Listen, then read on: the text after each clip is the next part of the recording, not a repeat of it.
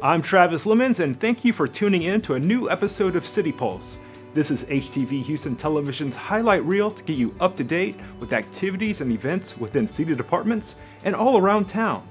By the time this program makes it to air, we will be in the middle of the Houston Livestock Show and Rodeo, and I will have had about a dozen fried Oreos. Here's a look at how it all got started with Mayor Whitmire kicking off the rodeo season.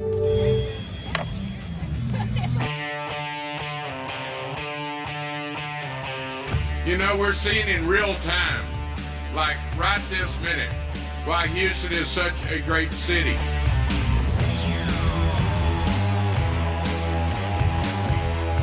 Something that unites us and has for years is the Houston Rodeo. Pleasures I have as mayor is to bring together city council and pass a proclamation. And therefore, I, John Whitmire, Mayor of the City of Houston, hereby proclaim February 28th, 2025 is Go Texan Day. Let's enjoy it, and then let's go to work.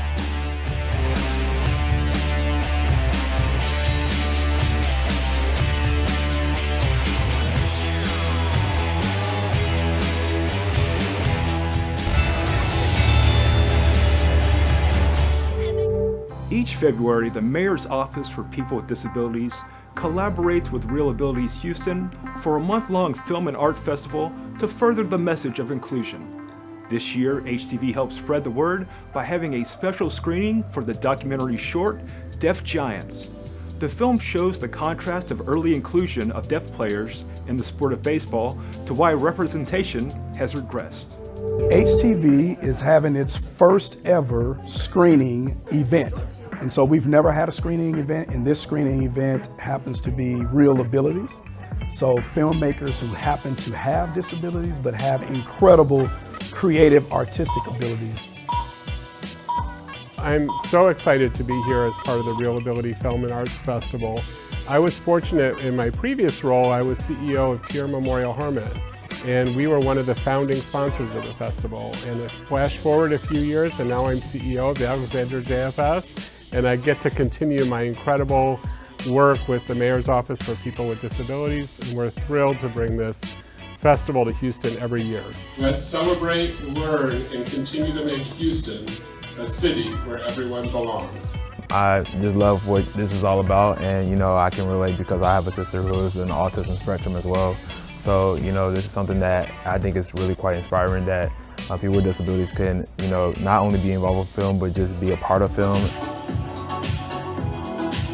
Oh, this is one of my absolute favorite short films. As a big fan of baseball and obviously a big fan of inclusion, I think that this illustrates all of the amazing aspects of inclusion and all of the fun parts of baseball and ties it in all together in a neat little bow that almost anyone can understand and appreciate. This Deaf Giants short film was very eye-opening, not just for myself, but I'm pretty sure for the audience that we have here today. It just reminds me that there are individuals out there that have family members that sometimes don't have the opportunities that non-disabled people have, and so this just kind of shows us that we need to be thinking more about how we can create accessible places and environments for not just our family members, but our friends and colleagues, and overall just the community in general. Thanks to everyone who came out to ReelAbilities 2025 and comes out to any of our events. We love to have you, and please visit our website, www.reelabilitieshouston.org. Next year, one of Houston's most iconic libraries celebrates its 100th anniversary. HTV intern Vanessa Wilcox goes inside the Julia Ideson Building and tries to speed read her way through the archive. The Julia Ideson Building is one of Houston's oldest structures and one of its most well-designed. Turning 100 in 2026, we explored for its 99th year of service. Hello, I'm Sean Kinn, Special Event Manager at the Houston Public Library System. The Julia Ideson Building was one of Houston's few lights in the darkness of the Great Depression, spearheaded by Ideson herself. Julia Ideson is the first female to get a graduate degree in library sciences in the state of Texas. She also is the reason that we have the Houston Public Library, after writing to Andrew Carnegie saying that we need a library for all people. The Julia Ideson Building is not only a home for literature, but for art as well. We actually have the largest collection of Depression-era murals. Fun fact, most all of them were painted by women, which in the 1930s was quite the feat. So as you see here up in the Tudor Gallery, we have 4 of these murals, each of which showcases a different space, either in Texas or in America, and incorporates also some vegetation or flora of that space. So one of the most important items at the Julia Ideson Building is the Venus de Milo official replica that you see right here behind me. It was actually first made, commissioned by the Louvre over in Paris, and made in Europe, donated to an all-boys school, but was found to be too provocative. So they donated it to the Houston Public Library. The Julia Ideson Building has maintained its grip upon a quiet, unspoken beauty over the years. Every brick and stone is rich with history, and some might even say haunted by it. People do say that the Julia Ideson is haunted. Some say it's Norma Mildren from the Children's Library. She was never here. It was actually Mr. Cram. He was the groundskeeper in the 30s. If you listen carefully, you may be able to hear the sound of him playing the violin in the background.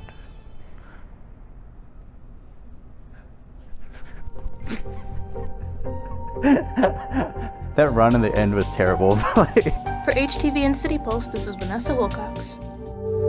Up next, we are going to test your knowledge of legendary ladies. More City Pulse in a moment. Houston 311, now available as a mobile app. Take a photo, enter your location, report an issue. The quick and easy way to report non-emergency issues or request city service information. Download today on the App Store or Google Play. Dusk is the best time to watch the bats take flight from their Wabridge home.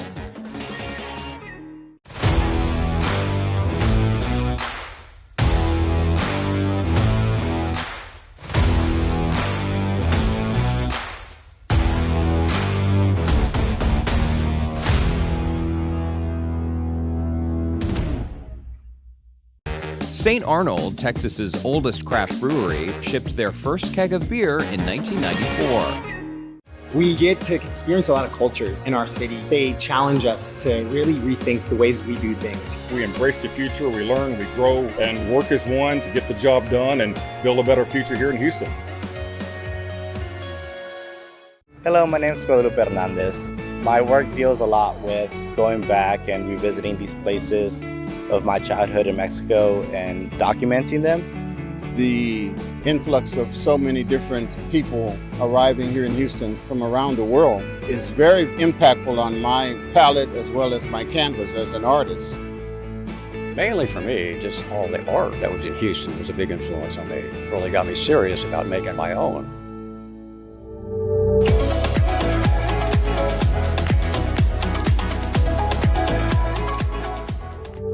This next story is a special tribute to a former slave that would put a down payment on what would become the first public park in the state of Texas, Jack Yates.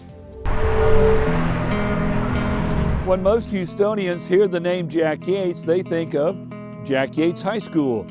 But this school was named after one of the most influential men who's ever lived in Houston. He was a man that had a lot of integrity.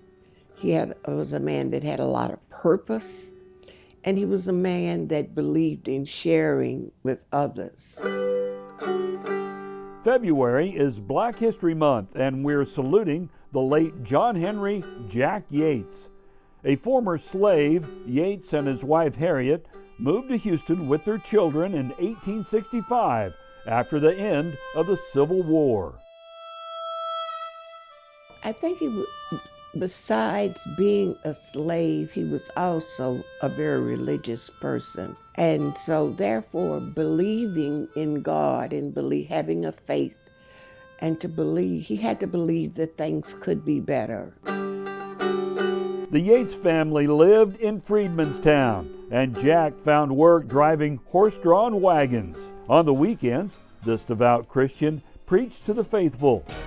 In 1868, Yates became pastor of the Antioch Baptist Church. The building where the church still stands in downtown Houston was completed in 1879.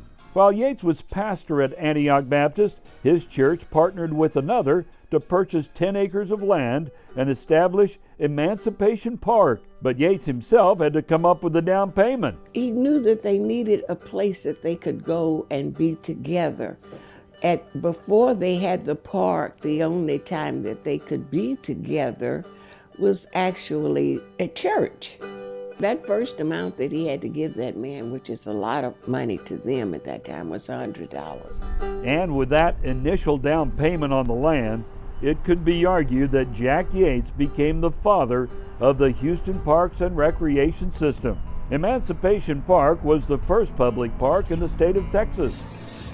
And it's still a vibrant hub in Houston's Third Ward. The total purchase price for the land back then was $1,000. Now Yates, like most people of the time, was a do-it-yourselfer. And with the help of his brothers, he built this 2-story house in 1870. Come on in. It still stands today in Sam Houston Park in downtown Houston. I love this house. I can remember as a little girl going up the stairs, coming down the stairs on Christmas morning and things, waiting for Mother and them to get up and so we could come down and see what was on the Christmas tree. And I have so many fond memories of this house. Jack Yates, a former slave who became one of the most influential men in the history of Houston. We salute his legacy during Black History Month. Since March is Women's History Month, we have created a Guess Who quiz to test your knowledge. Let's see how many you can get right.